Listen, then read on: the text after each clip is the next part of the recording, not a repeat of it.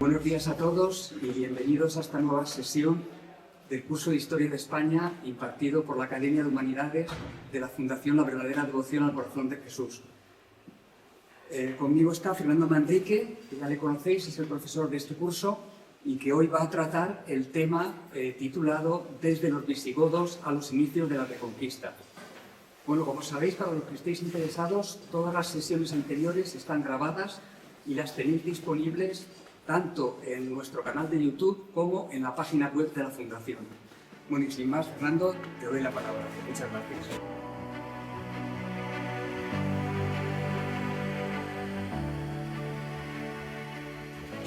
Bueno, buenos días. Vamos a continuar con la siguiente sesión, sería la cuarta sesión. Y, como recordaréis, nos quedamos en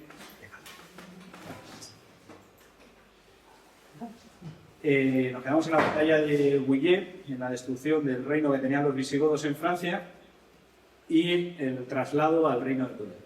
Pues básicamente este es un poco el índice que vamos a seguir: el reino de Toledo, ese desarrollo hasta que llegan a su apogeo, la crisis que viene en el siglo VIII, la invasión del Islam, que me centraré también un poco en la aparición, aunque esté fuera de nuestras fronteras, en cómo surge y cómo llega hasta aquí, y los comienzos de la Reconquista.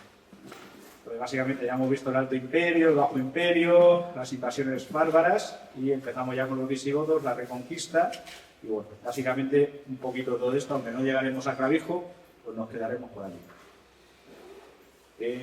Para los más jóvenes esta foto les sonará. Bueno, esto es bastante mejor que un Juego de Tronos. La realidad siempre supera la ficción. ¿Qué problemas nos encontramos hoy en esta sesión? Pues ya no tenemos un periodo de tiempo tan extenso como otras veces.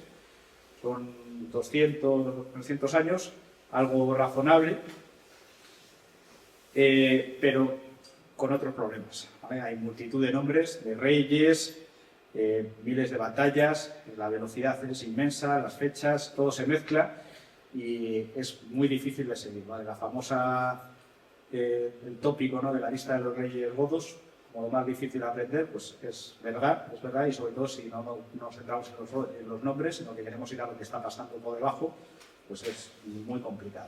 Es una época también oscura, sobre todo es oscura en Europa. En España ya veremos que la cultura se salva bastante. El Imperio Romano, que estaba más desarrollado, más implantado aquí, sufre menos. Y bueno, en Inglaterra prácticamente no llega a olvidarse la escritura, pero es que casi no tienen fuentes. Y en Francia los reyes no sabían escribir. Aquí sí que se conserva la escritura, lo que pasa es que las fuentes, bueno, como decía de Juego de Tronos, pues supera la ficción, ya lo veremos. Pero bueno, todas las fuentes están en latín. Cuando vamos al tema de los bizantinos, pues ya nos encontramos con las fuentes que están en griego, y cuando empieza la invasión musulmana, están en árabe. Y encima hay unas fuentes en árabe que su manera de escribir no es la misma que la nuestra. La manera de dar legitimidad a las fuentes y demás, ellos es decir que esto se lo contó fulanito, al que se lo contó fulanito, al que se lo contó... Y ya veremos que hay veces que está un poco manipulado. Los que han estudiado esto, que cada vez hay más occidentales que lo están estudiando, se dan cuenta de que no soporta un análisis histórico serio. Pero bueno, no queda adelante. Y luego nos encontramos con el resto de estos periodos, que la contribución de nuevas fuentes o nuevas técnicas historiográficas que aportan un punto de vista nuevo. La arqueología también se puede aplicar al estudio de estas batallas, se puede utilizar la semántica, cómo van apareciendo nuevos topónimos, nuevos nombres, e incluso pongo ahí la criminalística por generalizar. O sea, en estos yacimientos arqueológicos pues se puede analizar de qué han muerto, de dónde han venido esos esqueletos que han aparecido allí, cómo han muerto, y hacer comparaciones. Entonces eso aporta nuevos datos que muchas veces desmontan la historiografía que va a surgir. Como siempre, bueno, este es un apunte más, que veamos como simplemente en el análisis de la historia del arte nos encontramos que las mismas cruces son utilizadas en zonas muy diferentes, lo que demuestra que hay una continuidad, y estas que aparecen en la zona de Toledo y luego aparecen también en Asturias, lo cual eso de decir que no había continuidad entre el reino de Toledo y el que se crea después en Asturias, pues un poco se desmonta porque vemos que utilizan los mismos símbolos. Seguimos también con la necesidad de integrar la historia de España en la historia universal. Aquí sí que vamos a hablar bastante de historia de España, pero cuando hablemos del Islam, pues tenemos que salir de nuestras fronteras y ver qué es lo que está pasando fuera. Lo mismo que con el bizantino. ¿Y hay leyenda negra también en esta época? ¿Hay manipulación de la historia? Pues sí. Nos encontramos que hoy, por ejemplo, la bandera de Andalucía es el verde y blanca, que son los colores del Islam, como buscando o idealizando ese pasado de Al-Ándalus, como estos cuadros que pongo ahí a la derecha, como si todo fuera maravilloso, o incluso negando la existencia de la batalla de Covadonga. Todo eso me iré ocupando poquito a poco a lo largo de los... Terminamos con estas dos presentaciones, con estas dos diapositivas. Esto era lo que comentaba de Alarico II y la batalla de Bouillet, cómo se había tenido que enfrentar a un genio de la guerra como era Clodoveo, y cómo Clodoveo pues, había destrozado el ejército visigodo con lo que tenía de galo-romano, también toda la nobleza, cómo lo destruye, y luego explotan el éxito en una obra maestra de estrategia militar y llegan a conquistar las capitales godas, y se salva la situación únicamente porque aparecen los ostrogodos. Los ostrogodos, que en ese momento tienen un reino en Italia, que son el reino más poderoso, intervienen y salvan la situación. Y lo que hace su rey, que es Teodorico el Grande, es establecer una regencia sobre su protegido, que es Amalarico. En el 507 es la batalla de Bouillet y se autocorona Gesaleico durante 4 años, pero no se lleva muy bien con los ostrogodos, y el general ostrogodo Iva, en 2 batallas, lo termina por deponer, mientras ejerce la regencia de Amalarico, que se encarga de ello hasta entonces un noble ostrogodo desconocido que se llama Teudis. Teudis va a aprovechar ese tiempo para casarse con una noble hispano-romana y se integra en la nobleza local y acaba teniendo un ejército poderoso. De tal manera que cuando Amalarico llega a la mayoría de edad, le casan con una franca para intentar mantener los enlaces, las alianzas con los francos, que era la mayor amenaza que tenía, en fin. Al final, ni los nobles godos ni los ostrogodos están muy contentos con él y le acaban por deponer de una manera muy natural, ¿no? Se le pegan 2 puñaladas porque lo natural es que no pueda ejercer el reinado. Eligen como rey a Teudis, que es ese señor de ahí, que es difícil encontrar a veces imágenes de cómo era, porque no es una época en la que estuviera el arte en su mejor momento. Pero bueno, esa es una moneda de la época de Teudis. Y otro fenómeno extraño que he encontrado que sucede por ahí es que en este momento están invadiendo los anglosajones las islas británicas, y muchos anglo-romanos, o britanos, mejor dicho, britanos-romanos, emigran a la punta esa de Francia, a Mórica, y también hasta Galacia, y se integran donde en ese momento está el reino sueco. Bueno, volviendo con Teudis, él es el hombre fuerte. Él establece un pacto con todos los actores locales, empezando por la nobleza, pero también con la Iglesia Católica, aunque ellos siguen siendo arrianos, y comienzan a expandir su dominio, que estaba centrado sobre todo en la antigua Tarraconense, el Valle del Ebro y lo que hoy es Cataluña. Son capaces de enfrentarse a sus mayores amenazas, derrotan a los francos. Los francos consiguen invadir el Valle del Ebro, pero al volver, bueno, no consiguen tomar Zaragoza, y cuando están volviendo por el Pirineo les derrotan por completo en una edición, o sea, una antesala, ¿no? Bueno, algo muy parecido a lo que le va a pasar después a Carlomagno, pues les causan esa derrota los godos, los visigodos. Pero luego, en este momento, vamos a ver que se está expandiendo por el Mediterráneo el Imperio Bizantino. ¿Qué hubiera pasado si Roma hubiera aguantado 20 años más hasta que aparezca Justiniano? Y bueno, lo vamos a ver aquí en el lateral derecho. En este momento, en Bizancio, está el emperador Justiniano y un general que se llama Belisario. Belisario es digno heredero de los generales como Estimicón o Aecio, y de ese imperio bizantino que está en morado un poco más oscuro, que ocupa todo lo que era el imperio oriental y que está prácticamente intacto, de la noche a la mañana, como quien dice, se van a expandir Esa es la reconstrucción que tenemos de cómo serían los dos, el emperador y el general. Y de la noche a la mañana va a lanzar estas ofensivas y va a recuperar todo el norte de África y Italia. Eso va a ser, primero Belisario va a desembarcar con un ejército en Cartago, va a destruir al reino vándalo, que había sido la causa de la caída de Roma, quitarle el trigo de Cartago había sido la puntilla que había terminado por acabar con Roma. Pues ellos recuperan el norte de África, acaban con los vándalos en una campaña relámpago, y al año siguiente desembarcan en Italia, en donde estaba ese reino ostrogodo, el más poderoso de los bárbaros, y esta vez le lleva más tiempo, pero a lo largo de 15-20 años consiguen completamente destruirlo. Y además, como van sobrados, avanzan hasta el norte de lo que es Marruecos, la antigua Mauritania Tingitana, que vimos que era una provincia que dependía de la diócesis de Hispania, pero ellos continúan y la ocupan también. Ahí va a haber un choque entre los visigodos y los bizantinos, y Eudis no va a salir muy bien mal. Van a ser derrotados en esa zona de Ceuta, que ya veremos después que Ceuta va a seguir siendo, a lo largo de todo este tiempo, un punto estratégico fundamental. Al final, el estrecho de Gibraltar hasta el día de hoy sigue siendo uno de los checkpoints, uno de los puntos estratégicos del mundo. Y esa derrota le va a causar perder el apoyo de la nobleza y al final, como suele pasar en esta época, muere asesinado y le sucede Teudicelo.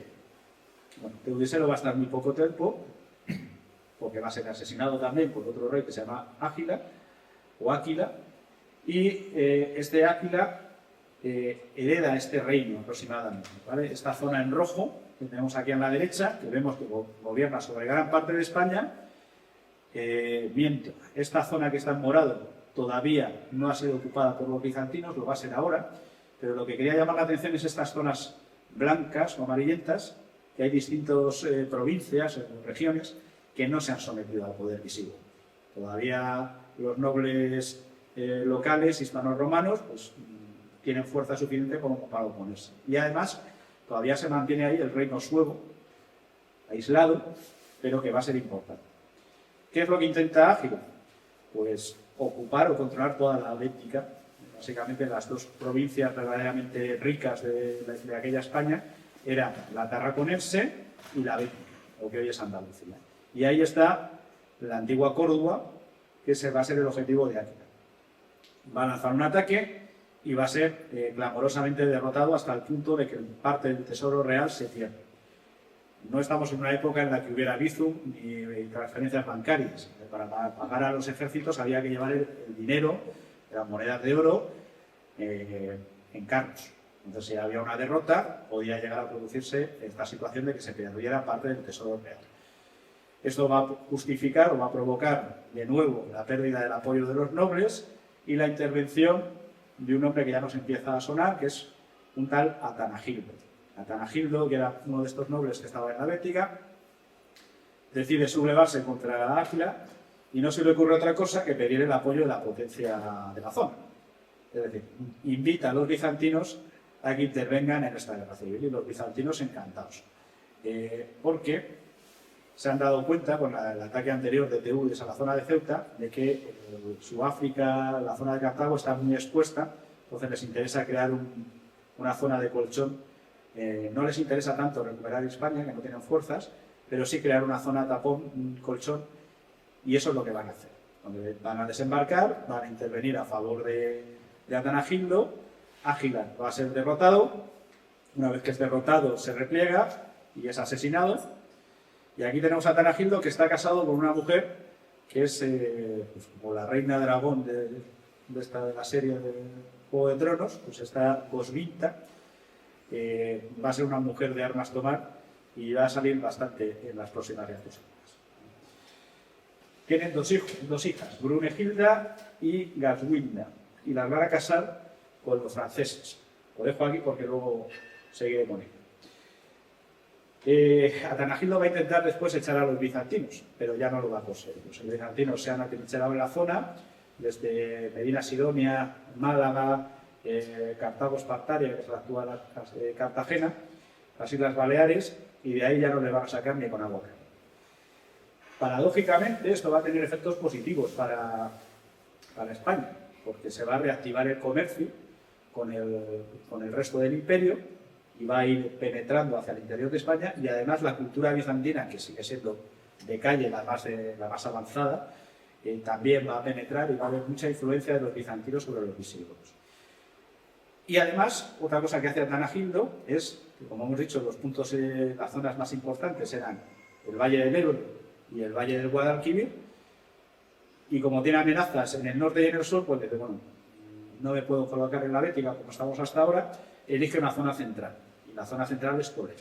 Es decir, elige trasladar su capital a la zona de Toledo, donde ya había una ciudad romana, pero que era mucho menos importante que Cerasa Augusta, que Mérita o que Hispalis.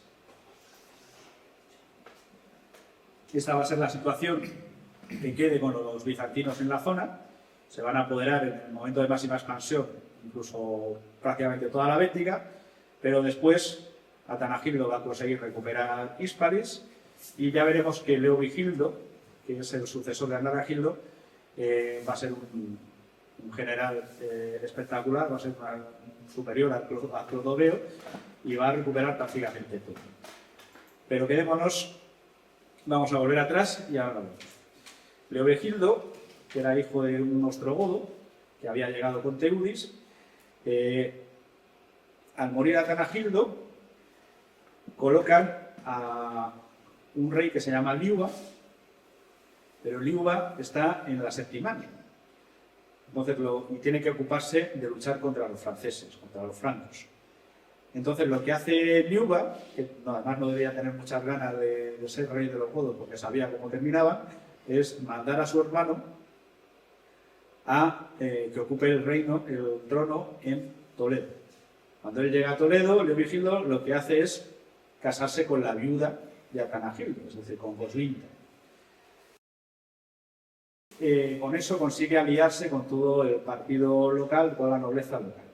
Y poco después, Liuba va a morir en el año 72 y el 73, y ya se va a quedar él como rey directo de los godos. En esos 5 años, coge todo el ejército godo, que no estaba en su mejor momento, y ya empieza a atacar a los bizantinos. Hace un ataque a base de caballería, una racia, una incursión muy rápida por toda esa zona de Málaga, Guadix y demás. Al año siguiente, en un golpe de mano nocturno, asalta la ciudad de Medina, fortificada de ciudad de Medina Sidonia, y al año siguiente repite lo mismo con Córdoba, que ya vimos que con el reinado de Áquila, que no era precisamente un hueso fácil de roer, ¿no? Pero bueno, él ya en 3 añitos ha conseguido pacificar la Bética. Muere Liuba, se queda con todo el reinado, y no creamos que se va a dedicar a vivir en paz y tranquilidad, el bueno de Leovigildo. En el año 550 los suevos se han convertido al catolicismo por influencia de un sacerdote bizantino. Esto es un problema estratégico para los visigodos, porque están perdiendo la legitimidad de cara a la población hispano-romana, que es mayoritariamente católica. Y además eran católicos de verdad, luego lo veremos. ¿Qué hace Leovigildo? Pues analiza bien la situación y se da cuenta de que no puede permitir que eso se mantenga, y empieza por ir acabando con otros reinos o señoríos locales que se interponen entre el reino suevo y el reino visigodo. Primero es Savaria, que sería la zona de León, Zamora. Después lanza un ataque contra los cántabros en Amaya, que habían creado hasta un pequeño senado romano. Esa es una de las pocas miniaturas de la época. Por lo visto hubo un santo que ya les profetizó a los nobles locales que o cambiaban sus costumbres o iban a ser masacrados. Y después lanza un tercer ataque contra los montes areguenses, que parece ser que son la zona de Rins. Y una vez que tiene todo eso asentado, se lanza en un ataque contra el reino suevo, y el rey Miro, con buen ojo, decide pactar, porque ve que no tiene nada que hacer contra alguien como el Leovigildo. De manera que el reino suevo queda como sometido al reino visigodo, en un pacto de... no me sale ahora la palabra. Y el año siguiente lanza otro ataque contra esa zona de la Bética que no estaba controlando, que era la Onospera. Básicamente toda la zona que queda en verde rayado más en verde oscuro es ahora el reino visigodo. Y parador. pues por cambiar de aire, por probar una cosa nueva, en el año 578 no lanza ninguna campaña y decide fundar una nueva ciudad, por esto que comentaba antes, de imitar a los bizantinos. Ya no pretende ser solo un rey conquistador, sino que además quiere demostrar que también tiene capacidad para crear nuevas ciudades.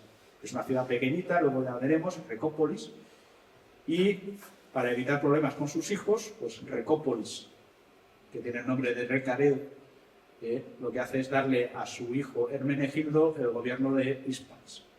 De manera que deja a sus dos hijos, que ya estaban asociados al trono, y que no son hijos de Goswinta, que vienen de un matrimonio anterior, los asocia al trono. Esto a Goswinta no le va a sentar del todo bien. Y ahora vamos a ver lo que es verdaderamente casi la parte más complicada, que es el duelo de reinas de la España visigoda, y que es lo que más se parece verdaderamente a Juego.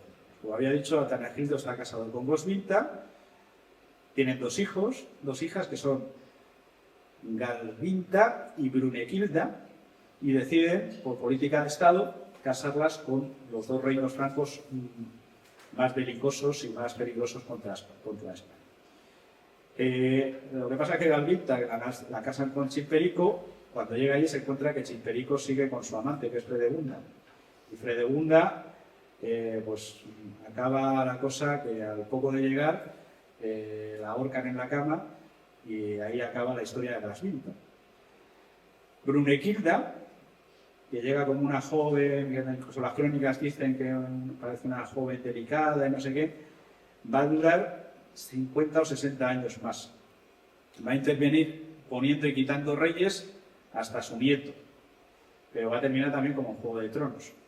Al final, siendo ya heptagenaria, dirigiendo una batalla en la que es derrotada, después de haber protegiendo a su bisnieto, me parece que es, la toman prisionero y al final la sentencian a muerte, y una muerte un tanto desagradable como la que sale en la imagen.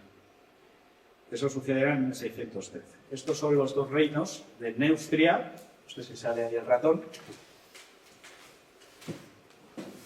Neustria y Burgundia, que son los reinos con los que siempre van a intentar mantener esas relaciones. ¿Qué es interesante de esto? Pues que al final el reino visigodo no estaba tan aislado como nos hacen creer. Tenían relaciones con los bizantinos, tenían relaciones con los reinos de Francia. Estaba bastante, dentro de que no es una época muy donde hubiera un comercio internacional y muchos viajes, sí que había relaciones internacionales. Y en cuanto a los hijos de Hermenegildo con su mujer legítima, una tal, bueno, no conocemos el nombre, me parece. El caso es que tiene dos hijos, que son Hermenegildo y Recaredo. Hermenegildo se va a casar con una princesa franca, Ingunda, la cual es católica. Goswinta es arriana. Parece ser que no se llevaban muy bien y que Leovigildo, viendo la situación, decide, por unos motivos o por otros, mandar a la pareja a que aprendan a gobernar en Hispans. El caso es que Hermenegildo se va a sublevar contra su padre.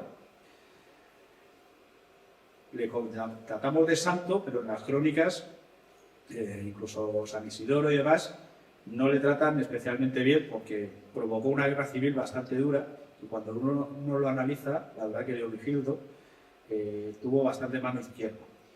Y luego está Recaredo, que Recaredo va a ser el más importante, porque va a ser el verdadero el que convierte el reino al catolicismo. Bueno, la rebelión de Hermenegildo va a durar 4 años y va a ser el trago más amargo para Leovigildo. Hermenegildo se convierte al catolicismo y se subleva. En ese momento, Leovigildo no hace nada. Intenta negociar con él, hacerle traer razón. ¿Qué pasa? Pues que Hermenegildo empieza a buscar aliados. Y busca aliados en los países católicos de la zona. Es decir, que los suevos, los bizantinos y los francos, de la noche a la mañana, se convierten también, pasan de ser neutrales a ser enemigos. Esto ya empieza a ser una amenaza existencial contra Leovigildo, y Leovigildo reacciona rápidamente. Hace una campaña por atraer a la nobleza y a los sacerdotes al catolicismo, y de hecho tiene cierto éxito. Por ejemplo, el obispo de Zaragoza se convierte al arrianismo, y pacifica su retaguardia con unas campañas contra los vascones para dejarlos tranquilos. Y en el año 82 lanza su ejército sobre Mérida. Evita de esta manera que los ejércitos de Hermenegildo puedan avanzar hasta Hispalis y sobre todo que los suevos puedan enlazar con los que estaban en Sevilla. A partir de ahí, cuando efectivamente pone cerco a Hispalis, manda otro ejército al mando de Recaredo a Francia y cuando los suevos intentan avanzar se encuentran con que les están esperando, les emboscan y el rey Miro tiene que cambiar de bando porque si no lo van a aniquilar. El rey Miro va a morir poco después y lo que hace también es, para neutralizar la amenaza bizantina, directamente les ofrece un pacto mejor. Le ofrece más dinero del que les había ofrecido su hijo Leovigildo, les cede algunas ciudades y finalmente el asedio de Hispalis termina en la capitulación de Hermenegildo, que es llevado prisionero y finalmente morirá asesinado en prisión.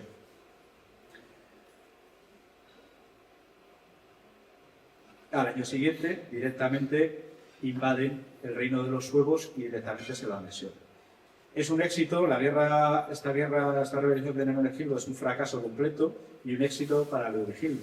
Finalmente consigue prácticamente dominar todo el reino y este es el reino que va a dejar Leovigildo a su sucesor, Recaredo. Ya solo queda una pequeña zona ahí descontrolada en los vascones, las zonas que todavía no se han lanzado a atacar de los bizantinos, los francos también han sido derrotados y, como decía San Isidoro, alcanzó por su feliz éxito la gloria de un triunfo superior al de los demás reyes, ya que fue el primero que obtuvo el poder, la monarquía sobre todo el reino de España, hasta el estrecho y el océano, y que no había hecho ningún príncipe anterior. Leovigildo realmente es el verdadero creador del reino visigodo, abarcando toda España. Todavía quedan algunas zonas sin controlar, pero ya están prácticamente sometidas. Y aunque lo que nos ha llegado a nosotros es que Hermenegildo es el mártir por la conversión al catolicismo y demás, habría que revisarlo un poco. Insisto que las fuentes no lo ponen muy bien. Hermenegildo, de hecho, la medalla que se da a los oficiales por el ejército, por la permanencia y la lealtad, curiosamente es la medalla de San Hermenegildo, pero todo parece que Fernando VII eligió a Hermenegildo porque se había sublevado contra su padre como había hecho él, que se sublevó contra Carlos IV. Entonces, bueno, está un poco liado. El caso es que Leovigildo debía ser consciente de que la situación, de que era necesario unificar el reino, probablemente ya se lo dejó indicado a Recaredo, y Recaredo una de las primeras cosas que hace es convertirse al catolicismo. Él llega al trono en el 586, pacta con Goswinta para evitar problemas y en el año 87 abjura del arrianismo y se convierte al catolicismo. Insisto que probablemente fuera algo que ya había hablado con su padre. Los francos lanzan un nuevo ataque, Recaredo, en este caso por manos del duque Claudio, los derrota y cuando está la cosa más tranquila convoca el tercer concilio de Toledo. Si hay que elegir una fecha para el nacimiento de España, es esta. El tercer concilio de Toledo, el año 589, es cuando verdaderamente tenemos un reino unificado en toda la península, basado en la tradición romana y con la religión católica. Y el artífice es, junto con Recaredo, el obispo Sarleano. Hay otros 62 obispos, Masora de Mérida, Efeumio de Toledo, Leandro de Sevilla, y esto va a tener un impacto en toda la cristiandad, hasta el punto de que el Papa va a mandar una serie de reliquias. El rey Recaredo, el rey Juan de Viclaro, intervenía directamente en el concilio, no era una conversión únicamente de boquillas, sino, eso es lo que se nos suele contar, que fue una cosa más política que real, pero ya veremos que no, que la influencia católica fue importante. Y lo que decía es que el Papa va a mandar unas reliquias a España, principalmente a San Leandro, pues es un trozo de la Vera Cruz, que no está claro qué ha pasado con ella. Si fue, probablemente, lo que sostienen es que en la cruz que después aparece en el tesoro de Guarrazá, que es un tesoro escondido por los visigodos cuando aparecen los musulmanes, pudo estar esa reliquia, o quizás, insisto que esto no pongo la mano en el fuego y de hecho no hay datos, fuera el Lignum Crucis que hoy se guarda en Santo Toribio de Leira. Es difícil de saber, insisto que esto es muy aventurado, pero el caso es que sí que se manda esa reliquia, y esa reliquia después con la invasión musulmana desaparece, y años más tarde aparece una reliquia que está en las montañas cántabras, y que bueno, podrían ser las mismas. No va a ser fácil la conversión, porque va a haber rebeliones en favor de los arrianos. Hay que tener en cuenta que no es solo una cuestión religiosa, sino que todo esto al final tiene un trasfondo económico. Los sacerdotes arrianos controlan, o los obispos arrianos controlan las provincias, reciben diezmos, los nobles también reciben esos diezmos, entonces hay una lucha de poder, pero bueno, Recaredo no solo es un hombre de Estado, sino que además es un hombre de acción y consigue derrotarlos a todos e incluso consigue empezar a recuperar parte de las cesiones que habían tenido que hacer con los bizantinos. Al morir Recaredo, le sigue su hijo Liuba. Bueno, la reina Abada es curioso porque Recaredo tiene el reino tan sumamente asentado que se casa con la mujer que ama directamente, que no es noble, es una mujer de baja cuna, pero la convierte en reina y figura en las actas de los concilios. Pero bueno, el caso es que eso no lo consigue trasladar a su hijo. Liuba II sube al trono muy joven, pero 2 años más tarde es asesinado por Viterico. Viterico intenta restaurar el arrianismo sin mucha decisión y sin mucho éxito, pero no lo consigue. Va a tener conflictos con los francos y los bizantinos y finalmente va a ser asesinado nuevamente en un banquete. Y le sucede otro rey, Gundemaro, que también dura 2 años, que restablece las relaciones con la Iglesia además, pero bueno, que va a estar un poquito tiempo. El siguiente rey más o menos fuerte va a ser Sisebuto, que estará 9 años y es uno de los reyes más interesantes de esta época, porque va a lanzar nuevas ofensivas en esa zona, de Medina Sidonia y de Málaga, y también va a doblegar a los vascones, y va a ser el primero, y aquí entra otro punto de esta leyenda negra, otro punto conflictivo, que va a empezar a dictar leyes para controlar la presencia de los judíos en España. Luego entraré, no voy a pasar de puntillas por este punto, sino que hay unas cuantas diapositivas hablando de los judíos en esta España, o sea que luego volveré sobre ello. Pero aquí se nos dice siempre que, bueno, como se han convertido al catolicismo, pues ya hay que acabar con los judíos porque la Iglesia lo decía. Ya veremos que hay algo más detrás. Sisebuto va a ser íntimo amigo de San Isidoro, hasta el punto, y además va a ser un hombre muy culto para la época, hasta el punto de que va a componer un poema hablando de las causas de los eclipses. Sabe perfectamente que la luna no tiene luz propia, que es reflejada por el sol, y por qué se producen los eclipses. Está a años luz de lo que eran los reyes francos o anglosajones de la época, muchos de los cuales no sabían ni escribir. Sin embargo, Sisebuto va a ser envenenado por un general, Suntila, y este hombre, aunque llega sin mucha legitimidad después de haber asesinado a su sucesor, va a ser capaz de acabar prácticamente con la presencia bizantina en la zona. Le sucede Sisenando, que llega al poder también apoyado por los francos y entregándoles una parte del tesoro real, un disco. Este es un disco parecido que se conserva de plata, el que les iba a entregar era de oro, era tan preciado para los nobles visigodos que cuando se lo iba a entregar al rey Dagoberto de los francos, hacen una emboscada al que lo lleva y al final le tiene que pagar todavía más cantidad de oro de la que tenían prevista. Y bueno, le sucede después Chintila, después viene Tulga. La dinámica es que es imposible para los visigodos hacer una sucesión más o menos ordenada. Tiene que ser un rey tremendamente salvaje que consiga, para conseguir controlar a la nobleza, y esto va generando dinámica de acciones, reacciones, venganzas y respuestas que lo que hace es desestabilizar el trono, porque es muy difícil. Sin embargo, Chintila, poco a poco, por influencia de la Iglesia, que a través de los concilios toledanos se ha convertido en una parte del poder en España y los que van dictando muchas de las leyes que tienen que pactar la nobleza, el rey y los obispos, lo que sería la nobleza eclesiástica, pues por ejemplo en el cuarto concilio de Toledo tenemos lo que sería la primera constitución española, por así decirlo. Ahí hay una limitación al poder real. Ahí lo que dice directamente es que cualquiera pues de nosotros o de los pueblos de toda España que violare con cualquier conjura o manejo el juramento que hizo en favor de la prosperidad de la patria y del pueblo de los godos y la conservación de los reyes, o intentare dar muerte al rey o debilitarle el poder del reino, ¿tal?, sea anatema. Al final lo que se dice es: en presencia de Dios Padre y los ángeles, arrójese de la Iglesia Católica.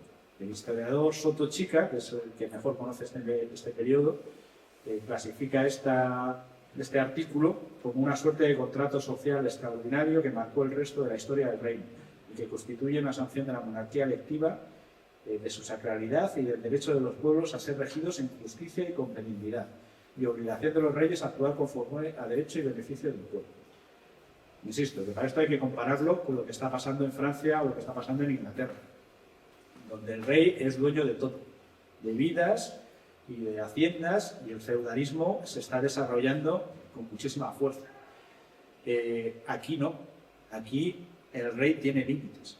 Está limitado, primero, porque está ejerciendo un puesto, una misión divina. Entonces, él es sagrado, no se puede atentar contra él, pero al mismo tiempo tiene que actuar en beneficio de sus súbditos. Completamente distinto, insisto, a lo que se está haciendo en el pasado. Y llegamos así un poco al apogeo de los visigodos, que serían estos reyes: Chindasvinto, Recesvinto. Chindasvinto va a ser ese ejemplo del rey extremadamente despiadado y cruel que va a meter en vereda a todos los nobles. Él llega con 70 años, 65 años, 70 años a ejercer el reinado, lo eligen los nobles, creyendo, supongo, que moriría pronto y que sería fácil de manejar. Todo lo contrario. Según llega, organiza una escabechina que consigue centralizar de nuevo el poder. El feudalismo que se está empezando a desarrollar ahí sufre un retroceso tremendo.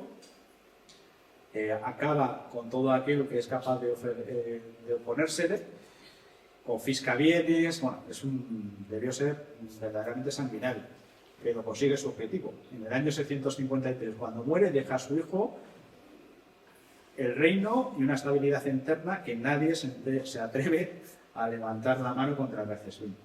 Recesvinto va a suavizar las políticas de su padre, no era difícil, va a hacer las paces con muchos de aquellos nobles, va a tener tiempo incluso de publicar un nuevo código legal, el Liber Judiciarum, o Código de Recesvinto, que se va a seguir utilizando ya pues, hasta las partidas de Alfonso X, y va a ceder el poder, pone ahí a su hijo, no recuerdo exactamente si era su hijo o no, a Bamba, que va a ser el último gran rey de los visigodos y que lo voy a dejar para el final.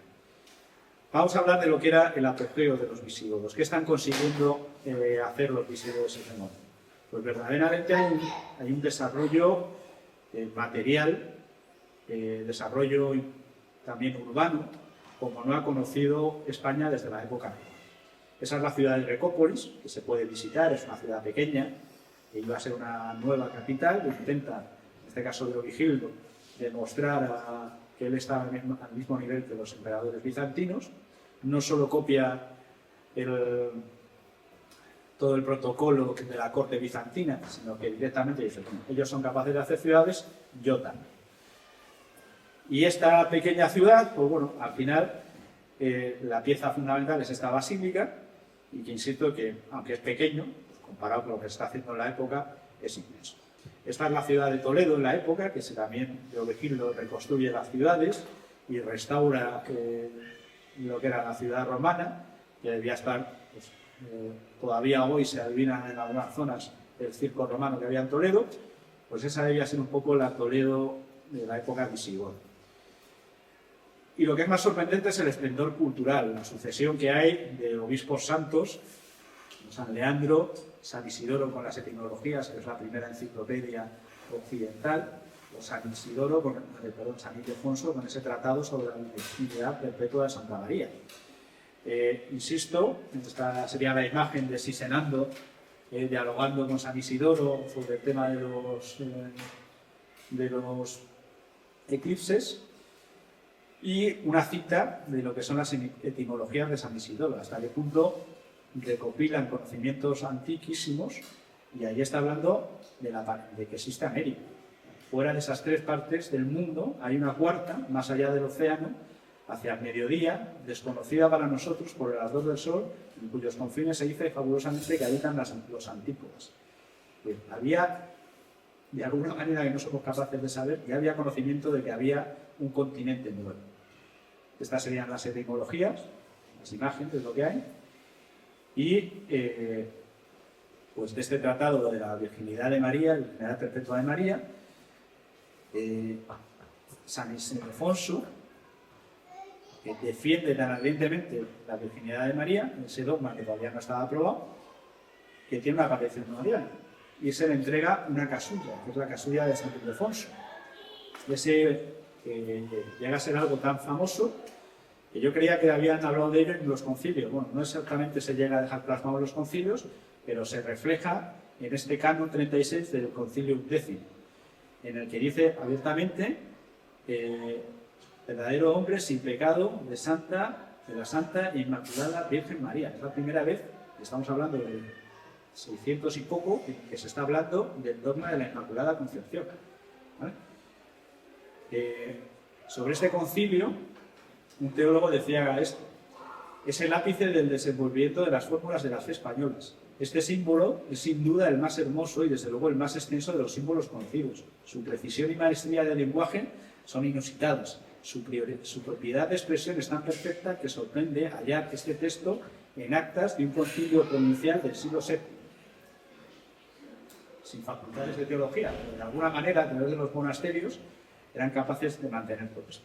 Y bueno, esta cita no lo voy a leer, pero es luchando, creo que era, no me acuerdo qué historiador de comienzos de siglo, demostrando que no hay equivalente entre el nivel cultural que tenían los visigodos de lo que tenían los francos o los merovingios. ¿Vale? San Leandro, San Isidoro, San Braulio, de Tajor, el maestro de las sentencias, maestro y predecesor de los Pedros los Pagos y demás organizadores de la escolástica, la raza de San Eugenio, San Ildefonso, San Julián. Y ahí para decir que en tiempo de estos hombres reinaba en España la barbarie. ¿Qué sabía Francia entonces? ¿Dónde están los grandes escritores franceses del siglo VII? Bueno, los visigodos, por su integración con los hispanos romanos, están en esta época creando una especie de renacimiento que se va a ver completamente truncado por la invasión musulmana. Y luego, como potencia militar, la administración que tenían una administración central basada en Toledo y una administración territorial que estaba en manos de los dux, que son los duques que gobernaban las provincias, que por debajo tenían condes que gobernaban las ciudades. La nobleza que luego se va a desarrollar en la Edad Media viene de aquí, de los duques y condes, pero esa administración central tenía su oficio palatino, el aula regia y una serie de concilios, los concilios de la Iglesia como parlamento donde se hacían las leyes, y esa aula regia en la que había, como por así decirlo, lo que serían ministros que se ocupaban, en este caso, de las cosas más básicas. Por ejemplo, la logística de los ejércitos o la cría de los caballos. Una administración central rudimentaria, pero que ya existía. El ejército que van a crear también está muy avanzado. Es un ejército, por una parte es mixto, tiene una parte profesional y una parte de leva. Esa parte profesional está centrada en Toledo, en las provincias alrededor de Toledo, y luego en las distintas regiones va a existir una leva y los nobles locales son responsables de movilizar a esos hombres en una especie de primitivo servicio militar en beneficio o en la defensa de esas regiones. De manera que habría unos ejércitos fijos en las distintas zonas y un ejército profesional mucho más móvil, capaz de llegar desde el centro de la provincia hasta esas zonas y combatir. Y tienen ya capacidad de asedio y, por supuesto, una logística importante. Este sería el ejército, el soldado visigodo clásico, muy parecido ya, un soldado completamente medieval, muy lejos ya de las regiones romanas, y algunas fotos pues, de tipo clubes de recreación histórica, que bueno, la verdad que están bastante conseguidas. Y vuelvo sobre este punto negro, que les saldrá mucho. Es verdad que en este momento hay una serie de leyes para acabar con el problema judío en España. En el problema judío, no porque lo que es así, sino porque cómo lo conciben en ese momento. El primer antecedente que hay es el bautismo forzoso que se da en Mahón, desde todavía en época romana, y que lo podéis buscar por ahí, y que pues, la historiografía actual pues, nos pone a los judíos como unos seres de luz que no se metían en ningún problema y de pronto son atacados por los malvados visigodos inspirados por los sacerdotes cristianos. Aquí van a salir las leyes que van aprobando, bueno, estas leyes las he sacado, las he recopilado ayudándome en el ChatGPT y lo dejo tal cual porque es curioso ver cómo la inteligencia artificial repite claramente esta idea, ¿no? De que son ataques que no venían a cuento. Pero la realidad es que ya desde muy antiguo nos encontramos con que hay una serie de... Los judíos están dando muchos problemas a los romanos y esto se va a traducir en leyes también contra los romanos. Ya en el año 44 nos encontramos la primera persecución de Herodes Antipas en la que muere Santiago. Pero es que en el año 49-50 Claudio, que no conoce apenas a los judíos, ordena la expulsión de los judíos de Roma, cuando todavía no hay cristianos. Con Nerón, está amancebado con la probablemente o posiblemente judía conversa Popea, por lo menos eso dicen sus propias fuentes judíos, se produce la primera persecución contra los cristianos. En el año 70 se produce la primera guerra judío-romana y la diáspora. Muchos judíos son deportados a otras zonas del imperio. Esta no va a ser la única guerra romana, judío-romana. En el año 115-117 se produce la sublevación de la diáspora y la guerra en este caso ya afecta a todas estas provincias que salen ahí en rojo. Pero además es que luego en el 132 al 135 va a volver a haber una tercera sublevación y otra vez los romanos tienen que intervenir. Y después los judíos van a apoyar a todas las herejías que van a surgir. Van a apoyar al arrianismo en la época de Constantino.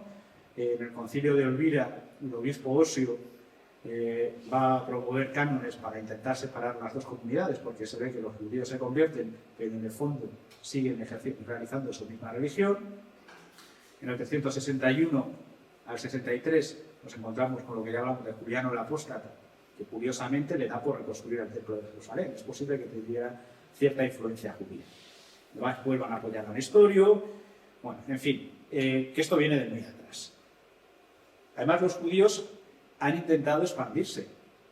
No es que directamente hayan decidido, no, como dicen ahora, que uno solo puede ser judío por sangre, es muy difícil convertirse al judaísmo. No, ellos cuando ven que el cristianismo está consiguiendo hacer muchos adeptos, intentan lo mismo. Y tenemos un caso muy concreto, que es el reino de Himyar, en Yemen. Esto en español prácticamente no hay información, pero en la bibliografía inglesa sí que se encuentra. Este reino en un determinado momento, hace el 380 o al 400, se convierte al judaísmo y va a desatar una persecución tan brutal contra los cristianos que se conservan las actas martiriales de esa masacre de Nahran en el 123, que al final bizantinos y el reino de Aksum, que es un satélite de los bizantinos, van a lanzar una campaña combinada para acabar con este reino que está cometiendo unas barbaridades importantes. Es decir, que aunque ahora mismo no nos llega mucha de la información de lo que estaba pasando en la época bizantina, es de suponer que se estaban empezando a encontrar con estos problemas que ya se habían encontrado con los romanos. Los judíos no se quieren convertir. Una parte de ellos sí que serían ciudadanos ejemplares, pero otra parte está conspirando contra el poder bizantino y el poder bizantino se rebela contra ello e intenta controlarlo por las leyes. De hecho, las leyes, volviendo un poco atrás, lo que viene a decir es prohíbe, en el Cuarto Concilio de Toledo se prohíbe hacer bautismos forzosos pero se dice que el bautismo es irreversible, es decir, los judíos que se hayan bautizado libremente son cristianos. Y Reces Vinto, en el libro inicial, pues hace una recopilación de todas estas leyes y lo que hace básicamente es que prohíbe que ocupen cargos públicos, prohíben que los judíos tengan esclavos cristianos, prohíben los matrimonios mixtos, porque se había observado que los que se casaban con los judíos acababan apostatando y se hacían judíos, les impiden celebrar sus ritos en sábado. ¿Qué pasa? Que lo que dicen, siempre hay excepciones, entonces los judíos lo que alegan es que están de viaje. Entonces el sábado salen el viernes de viaje y vuelven el domingo, entonces el sábado celebran sus ritos en un sitio en el descampado y el domingo llegan tarde y entonces no pueden estar en la iglesia. Son secuencias de acción-reacción, hay quien lo ha investigado más en profundidad, pero bueno, hasta este punto las leyes de la época son duras, pero todavía no llegan a ser tan duras como van a ser más adelante. Y partimos ya de la aparición del Islam. Como he dicho antes, aquí nos encontramos que hay evidencias de que hay mucha influencia judía en la zona de la historia. ¿Vale? Quedémonos donde ha sido la matanza esta, aquí, en esta zona del norte de Yemen. Esto es Yemen, la provincia de Sana, y por aquí se han producido estas matanzas. Aquí está la Meca. ¿Vale? O sea, sabemos positivamente que había mucha influencia judía en esta región, aparte de cristianos. Generalmente hay otra fuente que dice que es muy rico en sectas esta zona, porque son muchos nestorianos y también arrianos. ¿Qué sabemos de la aparición del Islam? Pues ya veremos que bastante, ya que resista el estudio histórico, sabemos muy poco. La tradición dice que nació en Mahoma hacia el 570. En el año 602 se inicia una guerra, que es la que va a explicar la rápida expansión después del Islam, entre el imperio bizantino y el imperio persa sasánida, que va a suponer que prácticamente se aniquilen. Van a acabar estos dos imperios completamente agotados, desangrados, y va a coincidir en el año 622, es la égida, es la expansión militar.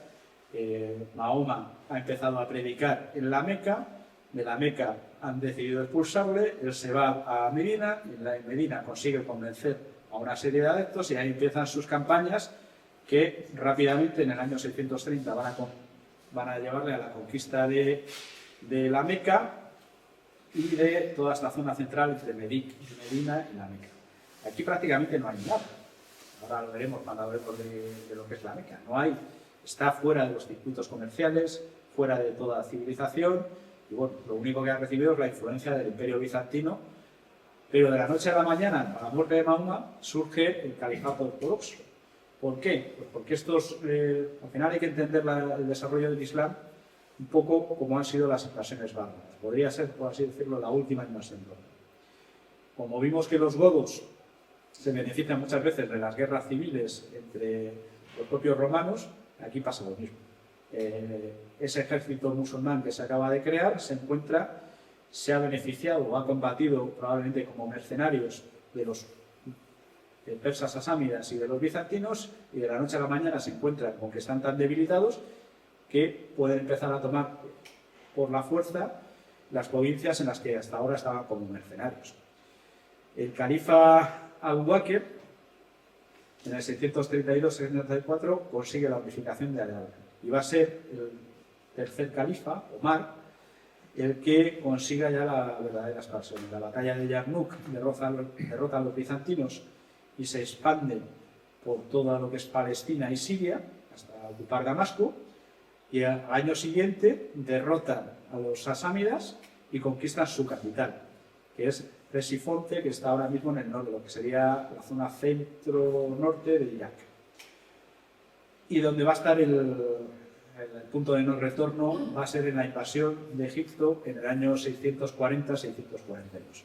Egipto juega para los bizantinos el mismo papel que estaba jugando el norte de África.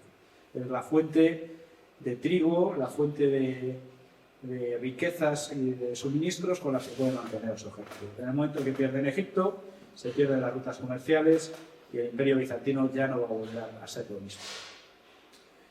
Pero Durante Uthman todavía continuaba la expansión, pero con Ali va a empezar la primera guerra civil, van a empezar lo que ellos llaman fitnas, y ahí se va a producir la primera división del Islam entre suníes y chiíes. Apenas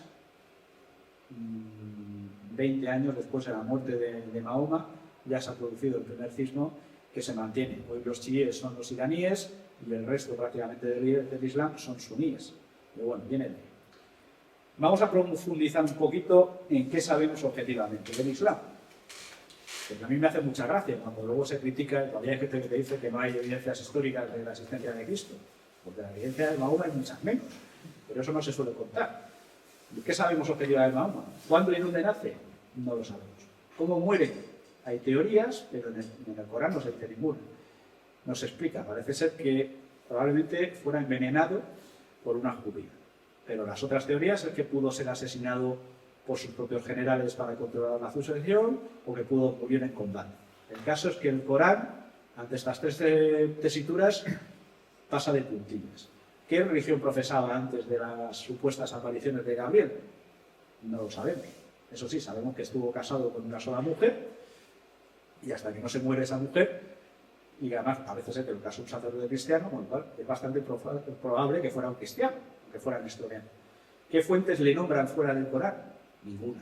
Y en el Corán se le nombra tarde y mal.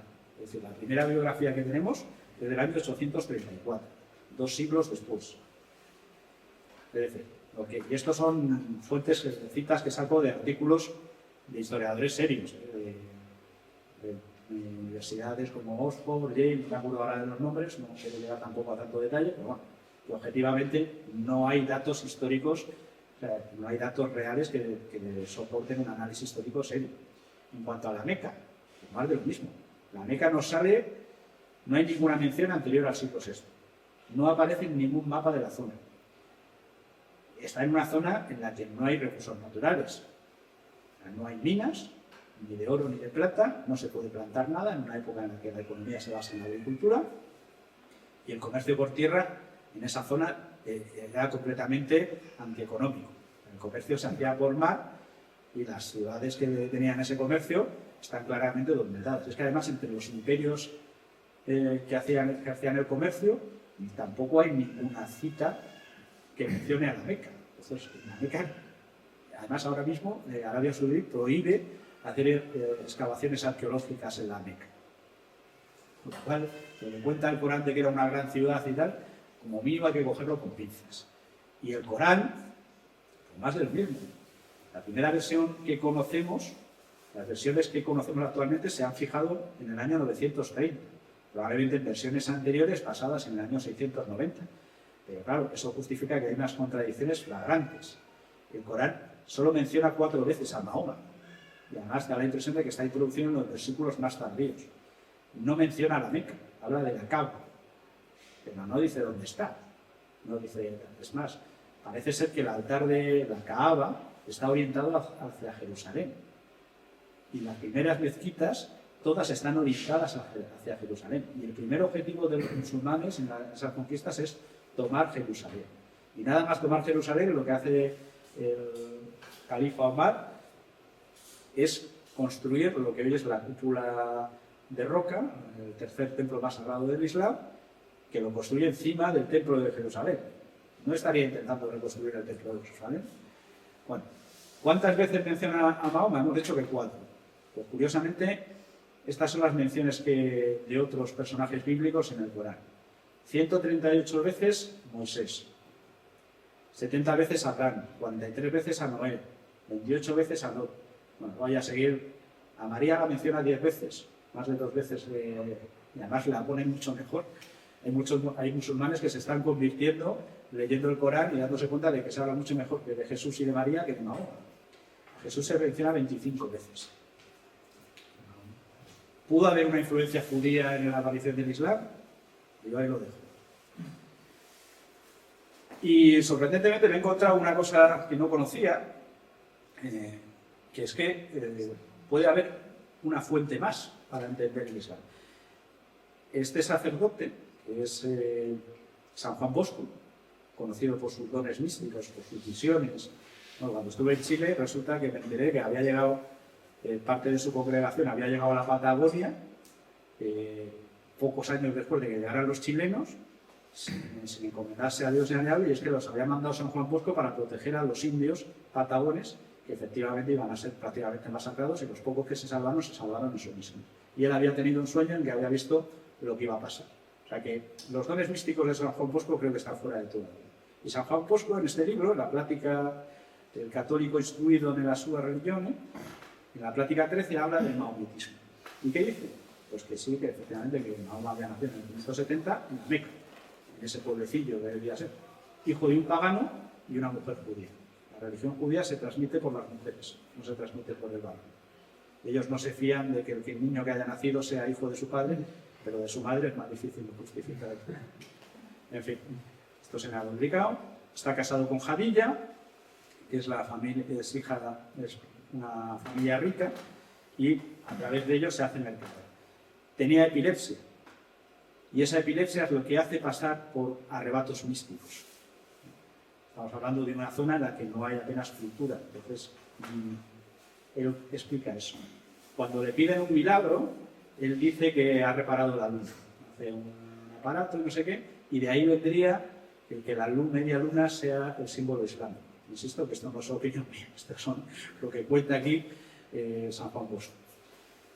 Que en la Meca es condenada a muerte y por ello huye a Medina y se lleva a una serie de bandidos que en Medina toman el poder. Como no sabes escribir, para redactar el Corán se apoyan en un rabino y en un sacerdote nestoriano apóstata. Y que una vez ayer, otra vez se ha duplicado, que lo que hace es cambiar coger lo que le interesa de las 3 religiones que hay en la zona, cristianos y judaísmo, y crea la suya. Pero lo que hace es priorizar o dar una vertiente de sensualidad y de pues el Islam, el paraíso que nos han vendido, de las 70 huríes y demás, que quita toda sobrenaturalidad a la religión previas y lo convierte en lo que es. Bueno, un pequeño inciso.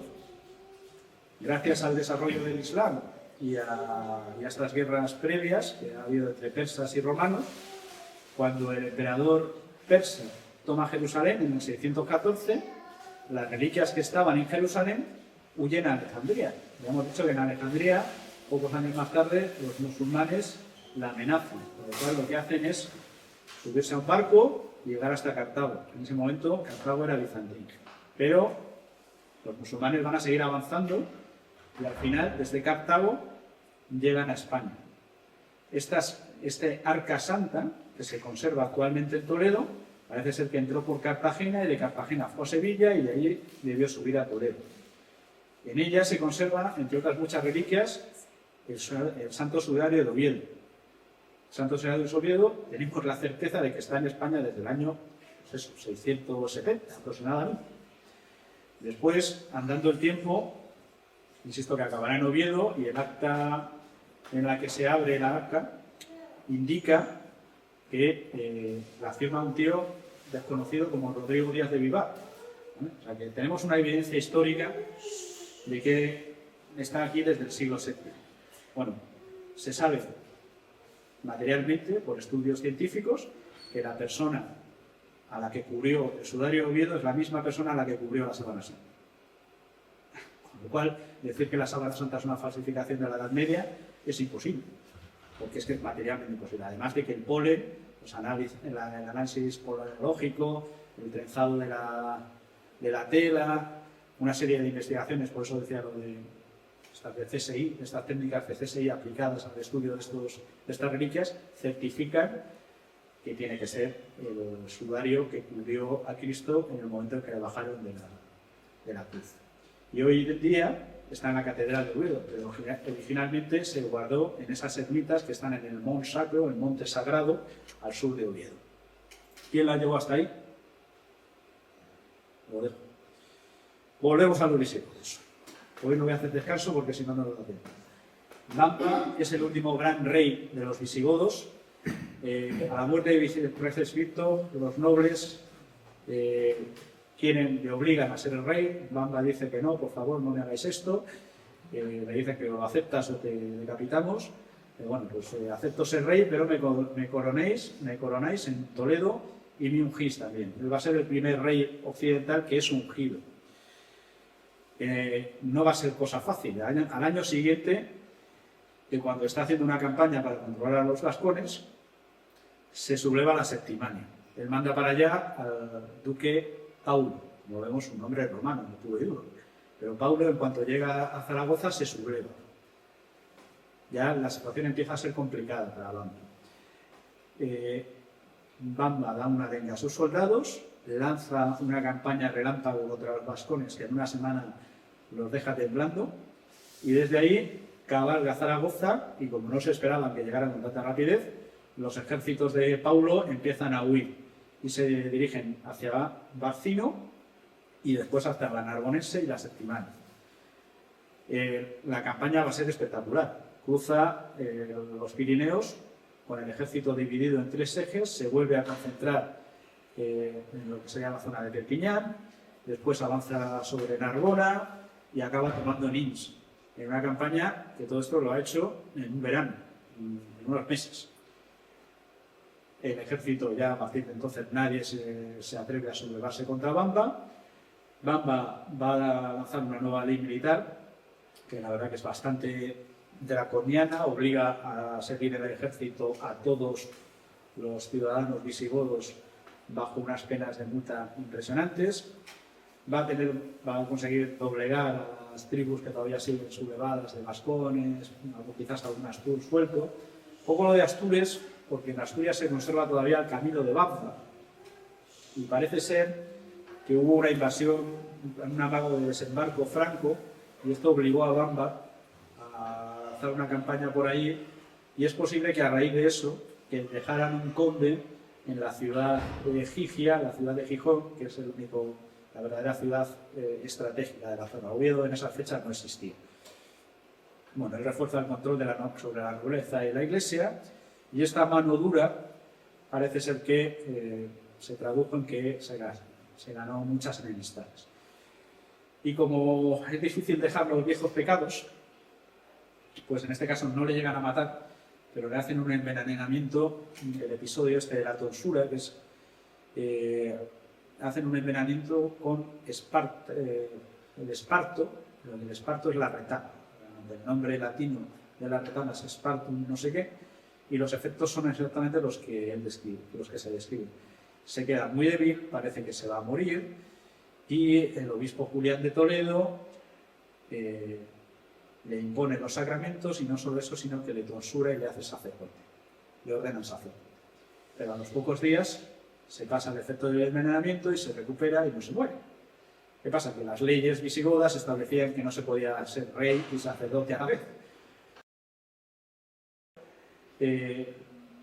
Determinan que lo único que puede hacer es irse a vivir a un monasterio, y allí se va el bueno de Bamba al monasterio de, si no recuerdo mal, es Pampliega, la zona de Palencia, y vivirá todavía 8 años más. Un cuadro en el que se cuenta un poco la conjura, que por lo menos ya se había civilizado un poco, ya directamente no le apuñalan, sino que hacen estas cosas. Le va a suceder Hervigio, y lo que nos vamos a encontrar es que ya hay claramente 2 clanes en la corte. Puede va a estar un clan que apoya a Hervigio y otro clan que apoya a Bamba y que se inclina por Égica. Y después, a la muerte de estos, pues van a pasar lo mismo. Las familias que apoyaban a Hervigio van a apoyar a Witiza, las que apoyaban a Égica van a apoyar a Rodrigo. ¿Por qué? Porque había una serie de propiedades que dependían de la corona. Y cuando la corona cambiaban esas propiedades. Porque ya está el Big Metal explicando lo que pasaba. Y eran provincias enteras, eran un montón de villas, un montón de tierras que producían al que estaba ocupando ese cargo. El reinado de Hervigio va a intentar ganar la legitimidad de la iglesia y de la nobleza, se va a casar con Cisilona, que es del clan de Bamba, le va a dar un hijo que es Witiza. Hay un cambio, se empieza a ver ya desde mediados del siglo VI, ha empezado a cambiar el clima, pero esta época va a ser la época más fría de todas. Lejos de lo que se nos está contando ahora, el calentamiento suele beneficiar al desarrollo de la vegetación. Entonces, el calentamiento fomenta o favorece que haya grandes cosechas. El enfriamiento, en este caso las fuentes de otras zonas explican que se llega a congelar hasta los ríos de Mesopotamia. El frío lo que provoca es malas cosechas y en consecuencia hambruna. Estamos hablando de una época en la que la economía se basa en la agricultura, en lo cual si te vienen 7 años de frío generalizado, 7 años de malas cosechas, la economía se va al traste. Y esto se va a ver incluso en la ley de las monedas. Van a intentar, no llega a ser tan extremo como pasó con Roma, pero sí que van a empezar a bajar la ley de las monedas para poder acuñar con el mismo oro las monedas. Los concilios XII y XIII van a arreciar en estas leyes contra los concilios, contra los judíos, con lo cual implica que ya había conspiraciones por su parte, que están intentando recuperar poder, y en su lecho de muerte Égica le va a arrebatar el poder, y en lugar de ser nombrados reyes los hijos de Hervigio, va a ser Égica. Égica tampoco va a ser un buen rey. Después de la hambruna, con las bajas defensas, y sobre todo en épocas en las que a lo mejor tampoco llovía mucho, pues la higiene se basaba en el agua. Si no hay higiene y hay hambre, la consecuencia al final es la peste, y aparece la peste bubónica. El propio rey va a tener que salir huyendo de Toledo y va a estar con la corte dando vueltas durante 2 años por el norte de España, huyendo de la peste. En el año 692 hay una gran conjura contra el rey de esta otra familia rival, y esto lleva a la venganza del rey. Incluso un poco más tarde es la ley más draconiana que hay contra los judíos, en las que se les culpa de una conspiración de la que no nos ha llegado de qué se trataba, pero directamente lo que promueve es la esclavización de todos los judíos y venderles como esclavos, quedarse con sus bienes y separar a sus hijos. Es verdaderamente una solución final en clave visigoda, pero bueno, la aplicación fue limitada. Es lógico entender que los judíos no debían estar muy contentos con los visigodos a estas alturas, ¿vale? A la muerte de Égica hereda el trono Bitiza, con 17 años. ¿Qué puede salir mal? Un reino sometido a unas tensiones tremendas y un rey de apenas 17 años. Además, la peste, el hambre, la pobreza y la debilidad regia implica que ahora sí está desarrollándose el feudalismo en España. ¿Ese feudalismo en qué consiste? Porque la gente normal, igual que pasaría ahora cuando uno está en paro y hace lo que sea para conseguir un sueldo, pues en ese momento, mientras me deis de comer, me da igual que me hagáis esclavo, me convierta en siervo de la gleba o lo que sea. Y al final, esos ciudadanos libres que protegían las leyes de los concilios, en este momento están desapareciendo, convirtiéndose en esos siervos de la gleba, fijados al terreno, fijados a los campos y un creciente poder de la nobleza. Además, los musulmanes los habíamos dejado en el 642 en Egipto. Poco después empiezan a expandirse por el norte de África, y la expansión por el norte de África va a ser terrorífica, va a ser terrible. Los bizantinos se van a defender, van a contraatacar muchas veces, y los musulmanes igual. Va a haber una lucha a muerte durante prácticamente 50 años.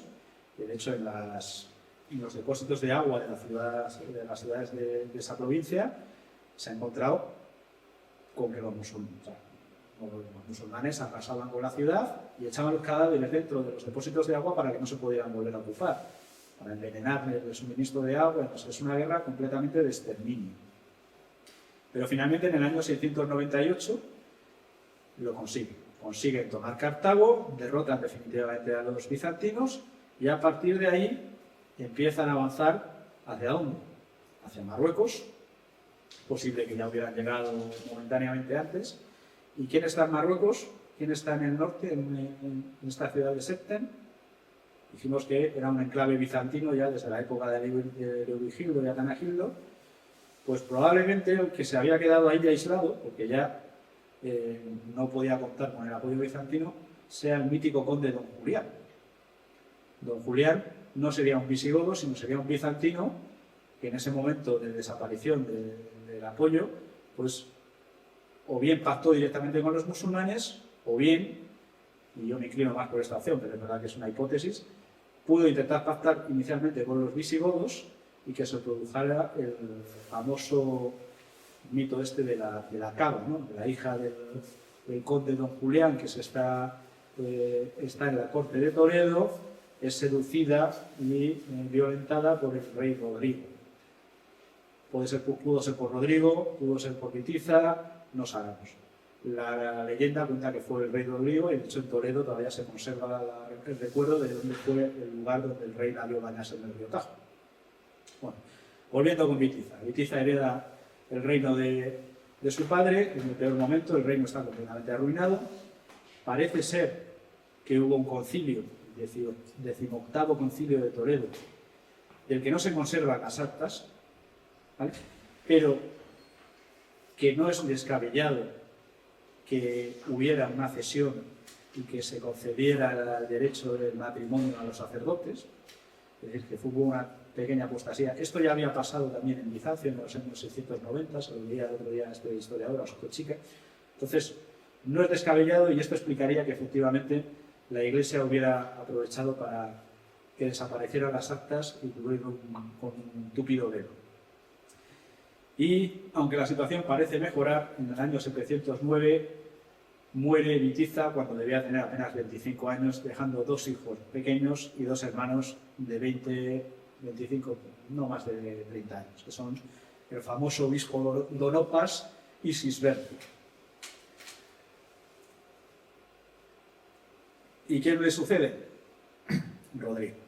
Rodrigo era el duque de la Bética, tenía ya 40 años, probablemente fue el responsable de ese suceso de la cava, y bueno, nos encontramos con que en el año 709 Tarik lanza una primera ofensiva ya sobre Tingis y probablemente el conde Don Julián, viendo la situación, cambia de bando.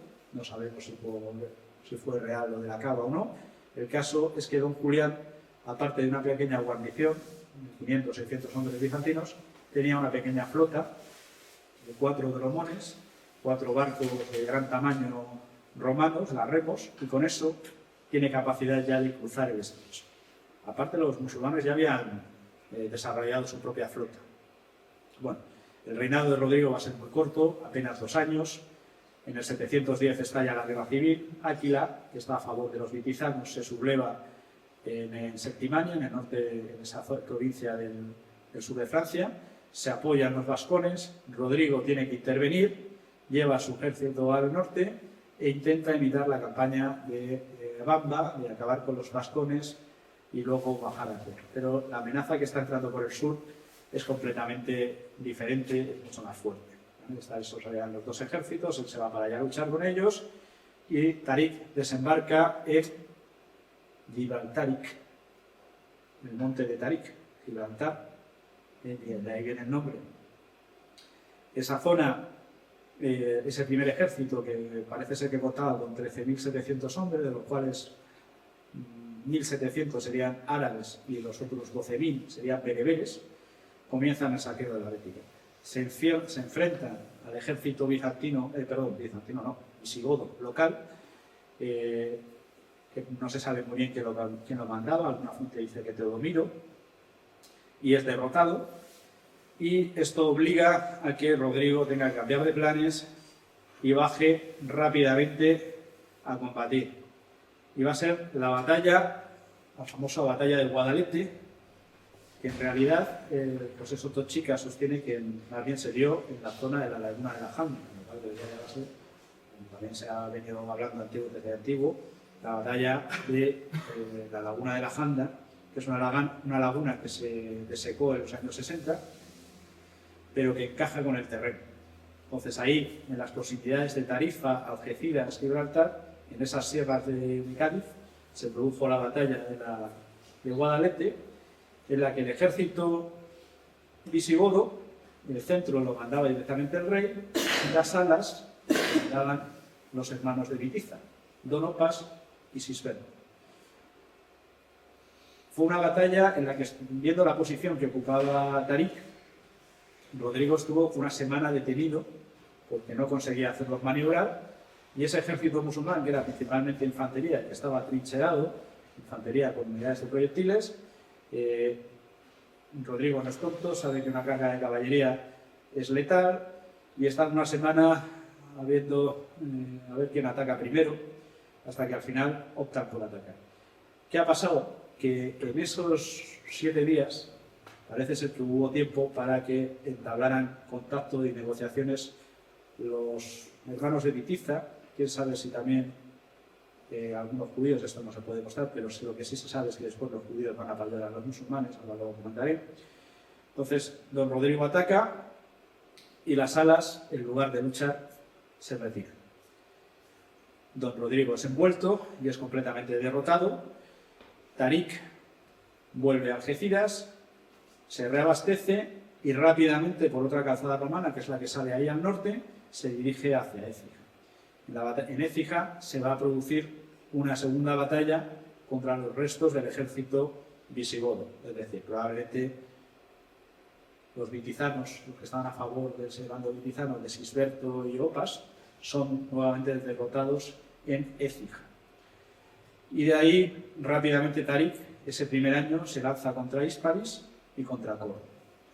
Rápidamente va a llegar la noticia a Cartago. Cartago va a lanzar ahí el Musa, el Valide y Fiquilla de África, va a mandar el grueso de su ejército, y en el año 712 pues van a seguir avanzando, tomarán Mérida, Toledo en el 714, también en Granada hay constancia, y lo dicen las fuentes musulmanas, de que para poder no perder fuerzas, lo que hacen es dejar en el gobierno de la ciudad concedérselo a los judíos, de manera que el ejército no se va debilitando y se puede seguir avanzando. Es lógico, porque ya vimos cómo se las había gastado Égica y Erigio contra los últimos judíos. Y en Toledo hay una leyenda, pero es mucho más tardía, de que también algún judío les abrió las puertas de la ciudad durante el Domingo de Ramos. Es una leyenda, pero bueno, sí que hubo colaboración y ya vemos que venía desde antiguo. El caso es que el ejército visigodo tenía un problema, y es que una vez que estaba derrotado el ejército profesional, era muy difícil crear un nuevo ejército profesional. Entonces ya nos encontramos en el que prácticamente hay muy poca resistencia. Aún así, en la zona del Levante, esta ofensiva que avanza ahí hacia Cartago, probablemente no sigue avanzando porque en la zona de Valencia estaba un conde, el conde Teodomiro, y el conde Teodomiro derrota varias veces a los musulmanes y consigue firmar un pacto con ellos. En el 714 toman César Augusta, probablemente hubo una campaña también hacia Galaecia. De hecho, en las excavaciones que se han hecho alrededor de la Catedral de Santiago, para ver si el sepulcro era real, se documenta que hay esa pasada en la zona en el siglo VIII, y llegan hasta Asturias, colocan allí a un gobernador, que es Munuza, y siguen avanzando por lo que va a ser la Septimania. Aquí ya nos encontramos con la parte fundamental, otra de estas cosas que tratamos de negar, que es quién era Pelayo. Pelayo es un descendiente de reyes, no se sabe muy bien cuál, si Sutila o Restinglito, y probablemente su familia se ha quedado ahí a gobernar la zona de Asturias, en Gijón. Hay documentos de Alfonso III en los que dice que había tierras de Pelayo en el pueblo de Noreña y en Gijón, concretamente. Por eso Gijón tiene a Pelayo en el escudo. Posiblemente fuera hijo del duque Fafila, y que es posible, hay una tradición, pero tampoco hay datos, que Fafila fuera asesinado por un jovencísimo Bitiza por una cuestión de faldas. Su familia tiene esas posesiones en Gijón, en Oreña, y también la tradición dice de que fue un espatario, es decir, un miembro de la Guardia de Corps del rey Rodrigo en la batalla de Guadalete. De alguna manera sobrevivió en la batalla, nunca apareció el cuerpo de Rodrigo. Hay algunos sitios en Zamora, en la Sierra de la Estrella, y en algunas iglesias en las que se cree que puede estar enterrado, pero bueno, nunca apareció el cuerpo. Después, quizás por eso Pelayo nunca se quiso coronarse rey, porque no sabía si Rodrigo estaba vivo o muerto. Y hacia el 715 o 716 también hay constancia de que hubo resistencia en las antiguas fortalezas romanas, en las clausuras que hay en las calzadas romanas en la Pedrea Cantábrica. Están en plenas montañas, ¿no? Esto al final no he puesto la foto, pero están a 1700 metros y hay dataciones por carbono 14 de que en el siglo VIII hubo batallas. Es llevado como rehén a Córdoba, esto lo dicen las fuentes musulmanas, probablemente para asegurar la lealtad de la familia. Munuza, que ha dejado allí a gobernar en Gijón, intenta casarse con la hermana de Pelayo, y Pelayo le llega la noticia hasta Córdoba, se subleva, vuelve hasta allí e inicia la sublevación. ¿En qué año? 718, no sé, es difícil de saber. El caso es que la rebelión va cogiendo fuerza y finalmente Munuza solicita refuerzos y se envía una expedición de castigo.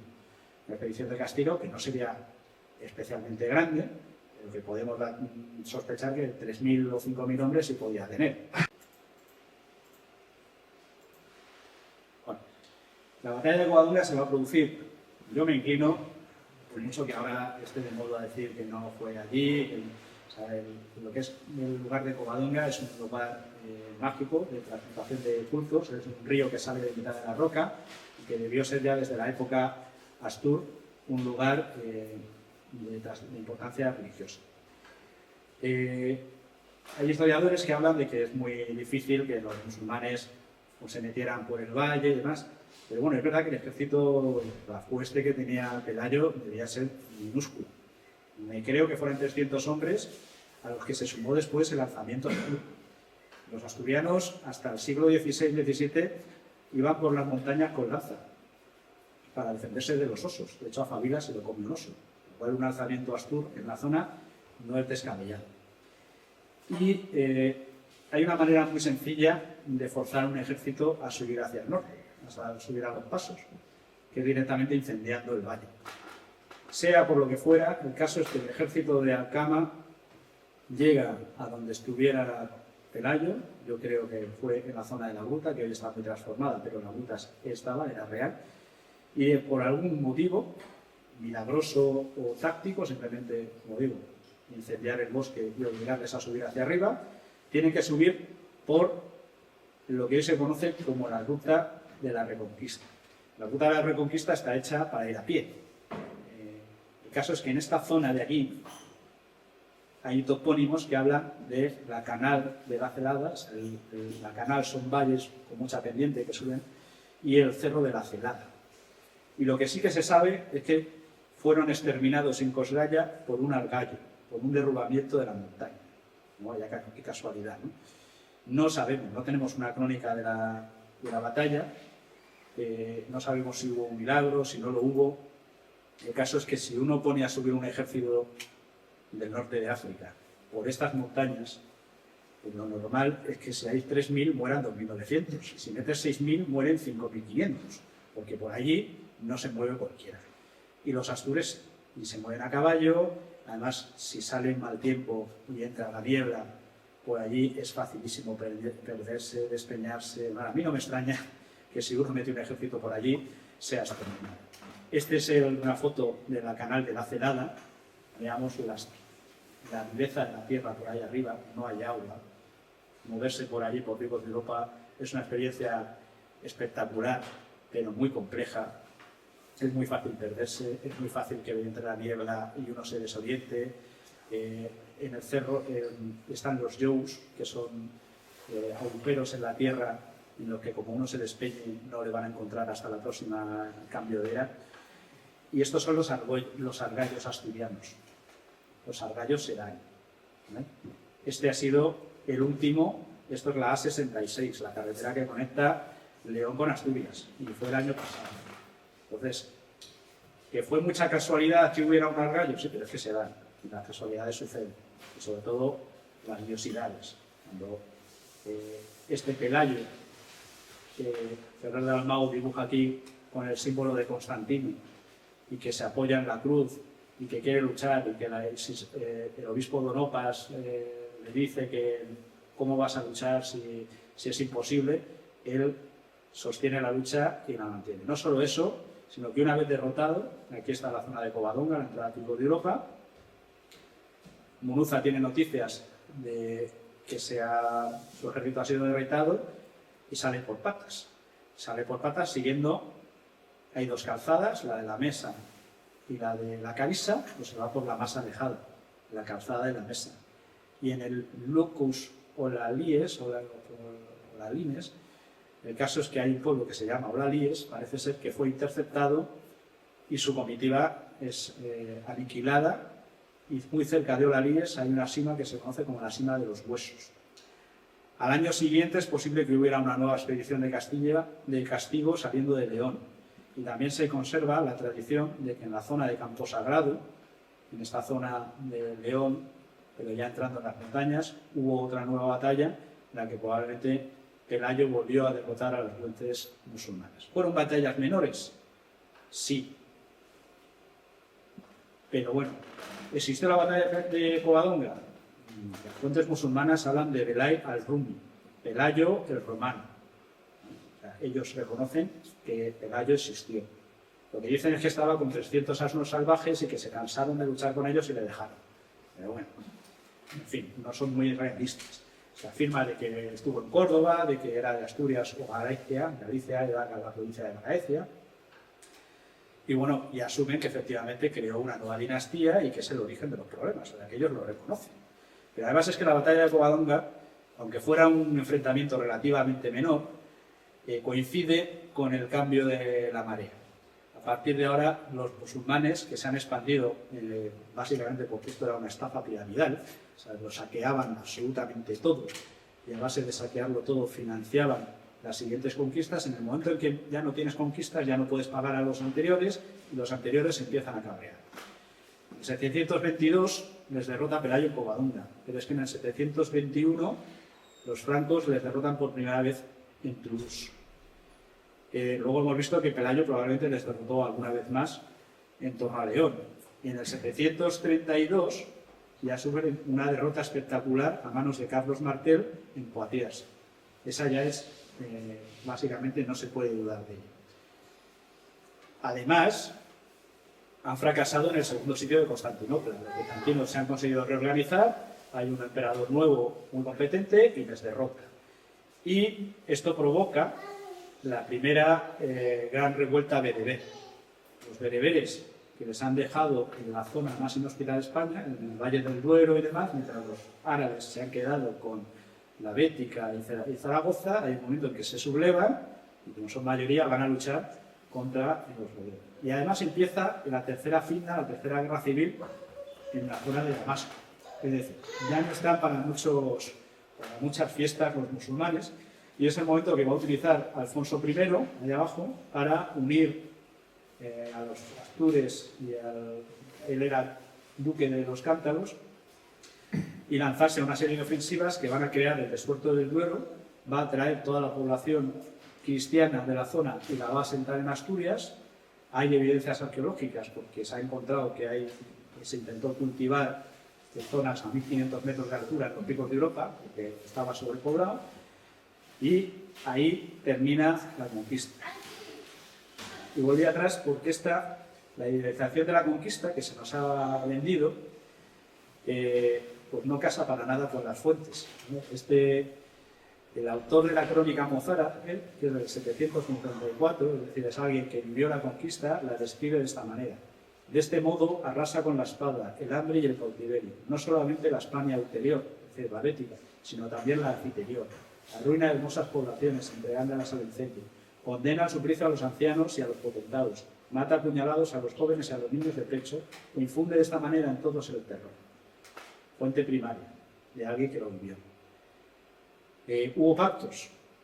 Los Casio de Navarra pudieron pactar y se van a convertir en los Banu Casi, y Teodomiro va a ser Tudmir, pero por ejemplo el pacto de los cristianos de la zona de Valencia no se respeta. A la muerte de Teodomiro los islamizan a la fuerza. Y las fuentes musulmanas, hablando del botín que se llevan de España, dicen que el quinto real fueron 100.000 esclavos y 2 millones de sólidos de oro. Para que nos hagamos a la idea, esos 2 millones de sólidos serían, los saqueados fueron 10 millones de sólido, y todo lo que cobraba el Imperio Bizantino eran 5 millones. Todas las fuentes, todo lo que conseguía el Imperio Bizantino en un año. Y luego las evidencias arqueológicas. Es que está demostrado, hubo muchísimas ciudades que fueron arrasadas hasta los cimientos, por ejemplo, Celi, esta zona de Galicia, de Santiago. Es insostenible que fue una conquista pacífica, porque no lo dicen ni las propias fuentes ni nada. La importancia histórica de la batalla de Covadonga no solo es un mito, sino que fue efectivamente el punto de inflexión. Como dice ahí Soto Chica, que no ha querido escribir en este caso un libro de historia, sino una novela, pues Pelayo era noble. Podía haber aceptado el dominio musulmán y haber tenido una vida bastante cómoda, pero eligió el camino difícil. Se echó al monte, se sublevó y hoy somos los descendientes de aquellos que no se rindieron, ¿no? Entonces, el rey Arturo no hay prácticamente ni una mención histórica, probablemente ni existiera. Su reinado no fue prácticamente nada. Carlomagno sí existió, pero cuando uno lee las crónicas de Carlomagno, matando a 200 hombres de un solo balazo, histórico tiene poco. Pelayo es el hito fundacional. Aquí es donde nace, si en el 589 nace España, pues en el 711 le detectan una enfermedad y va a sobrevivir de milagro, y va a sobrevivir gracias a Pelayo. Y de negar, como se niega en muchas zonas, que no existiera la batalla, cuando son las fuentes islámicas las que nos hablan de ella, pues no tiene sospechas. Y decir que la invasión musulmana, que no hubo conquista y que fue porque llegaron y no hubo combates y tal, no se sostiene históricamente. ¿Qué pasó en Covadonga? No lo sabemos. Este es el altar de Covadonga, en los tiempos en los que éramos menos políticamente correctos. Ahí está Pelayo luchando con la espada y los ángeles cargando contra los musulmanes que huyen. No sé cuánto durará, pues se le pondrán una tela. Pero bueno, mi querida Gijón, pasé 10 años de vida muy bonitos ahí, y desde luego Asturias es España y el resto será la conquista.